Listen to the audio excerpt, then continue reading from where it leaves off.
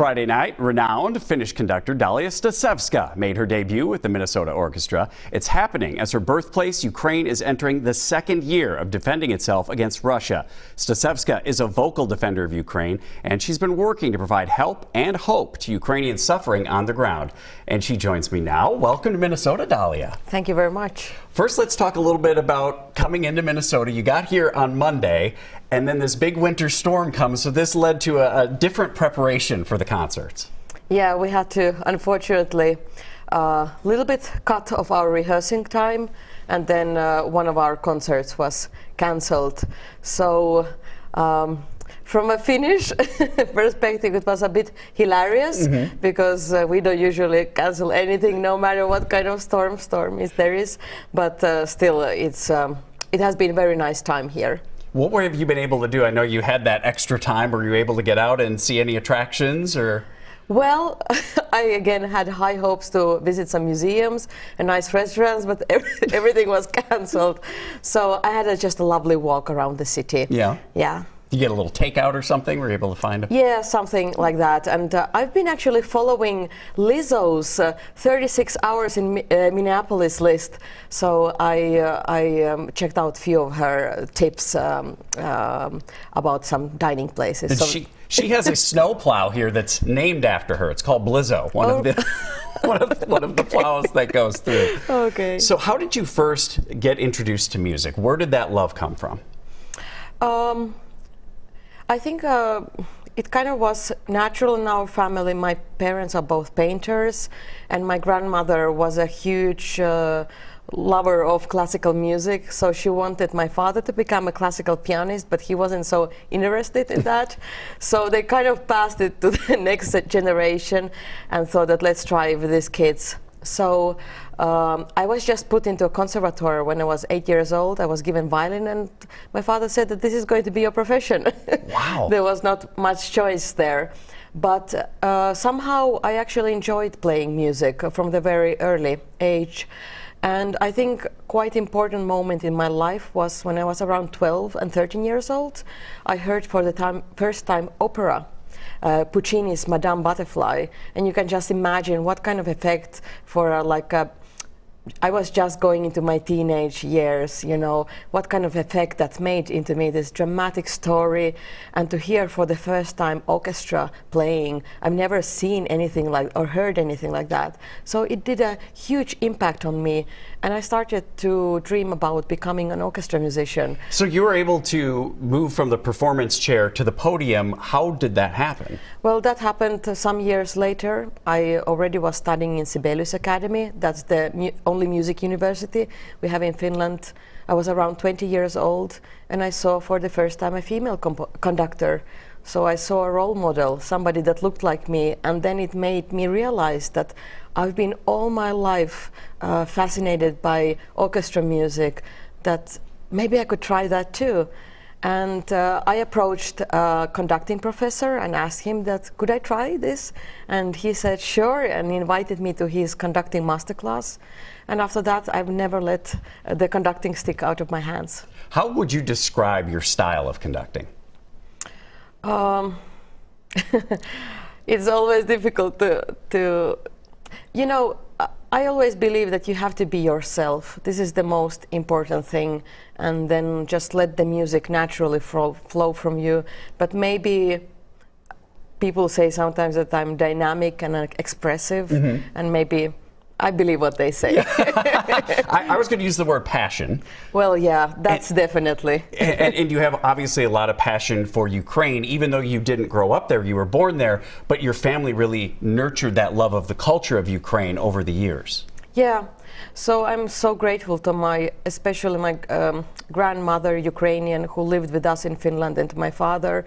They really embraced Ukrainian culture, though there was no Ukrainians around in the city where we lived. And they taught us to read and write Ukrainian food, culture, history. And now during my adulthood, I started to really reconnect also with a kind of this fatherland, that it's not anymore this kind of like a beautiful dream country where all the apples are bigger, but it's more kind of concrete. Because when didn't really travel to Ukraine, we were not very wealthy family, so that was not something that we could do. But they still passed this love for Ukraine, and I'm really grateful for that I could have a glimpse through my whole childhood to my second half of me. Let's go to a year ago when Russia invades Ukraine. Your brother, one of your brothers, is studying there when this happens. How did you learn of what was going on?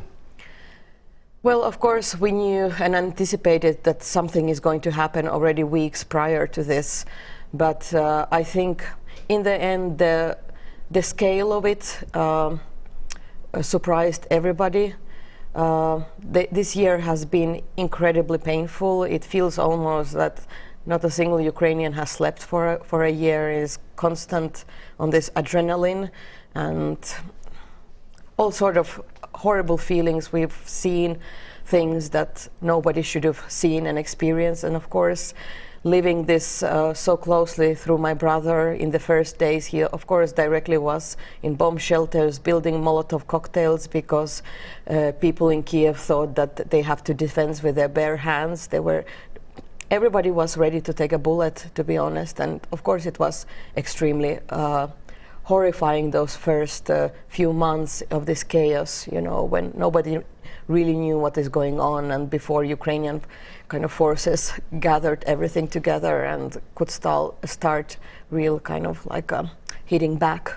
As dangerous as it was, though, you felt it important to not only raise money, but then to actually go into Ukraine with supplies. Tell me about that.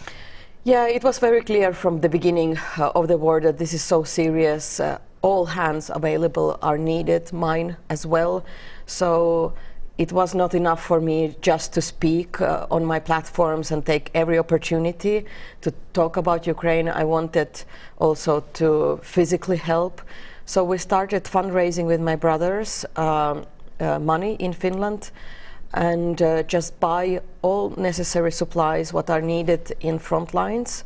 So we mostly buy pickups and fill them with anything necessary, for example, like sleeping bags, medication, first aid. We have brought 20,000 woolen socks. We've bought 200 stoves, anything you can just imagine. And we drive those pickup vans to Ukraine and leave everything there then for the charity organization then to bring it to the frontline workers. With these pickup vans, for example, they're so much needed there because they need to evacuate all the time people, they need to bring supplies, and so many of the cars are destroyed in the landmines or in the shellings. So this has been very kind of like a route to our activity. And we also try to really use every single penny that we gather for the Ukrainians. So that means also that we ourselves drive those cars there. I've driven during this past year twice to Ukraine, and my brother is 3 to 4 times. And this seems like this is going to continue for some time, but I'm sure you still remain very hopeful, just like the people there that are fighting every day. Absolutely. Ukrainian people are so courageous, and I know they will win, and they must win this war. And tell me just about what it feels like having the support when you go to these different cities you're traveling to, whether it's Minneapolis or you're about to be in Washington, D.C., and you see the support, especially right now. You happen to be in Minnesota as we reach this second year start. You know, I can't underline how grateful I am to United States of America in being such an amazing friend, ally to Ukraine and Ukrainians.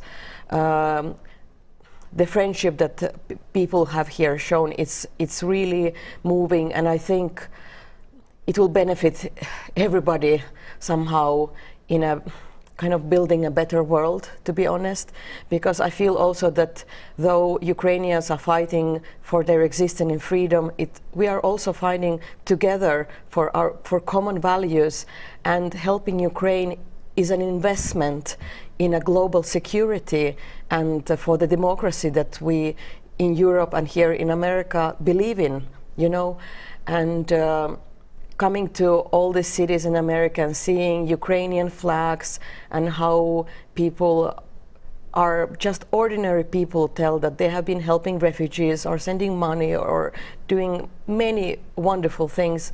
I'm really deeply touched and grateful for that. What was your message in your speech before the concert last night to the audience? My number one message is that let's not get tired of this. Let's not get used to this, because there's nothing normal about it. And while we can take a break from news, the war machine is eating there. And we need to make sure that that Russia is stopped as soon as possible. And we need to just hire help, especially the military help. And I feel that we as an ordinary people can do so much in pressuring our politicians just to do more and not just to watch from the side, because the people who are suffering, it's just like you and me, just ordinary people. And also those people who are in front lines fighting, they didn't choose this war. They want to live like everyone, but they don't have no choice. They have to defend their country and their families. So that's why it's so important. Let's not get tired of this. Let's ask and demand our politicians to do more and really stand until the end, until the victory of Ukraine, because it will be our common victory. All right, Dalia, thank you so much for the time. I hope you enjoy the rest of your stay here in Minnesota, and I know you have more U.S. cities to hit and, of course, more money to raise as well for your organization. Thank you. Thank you so much for having me.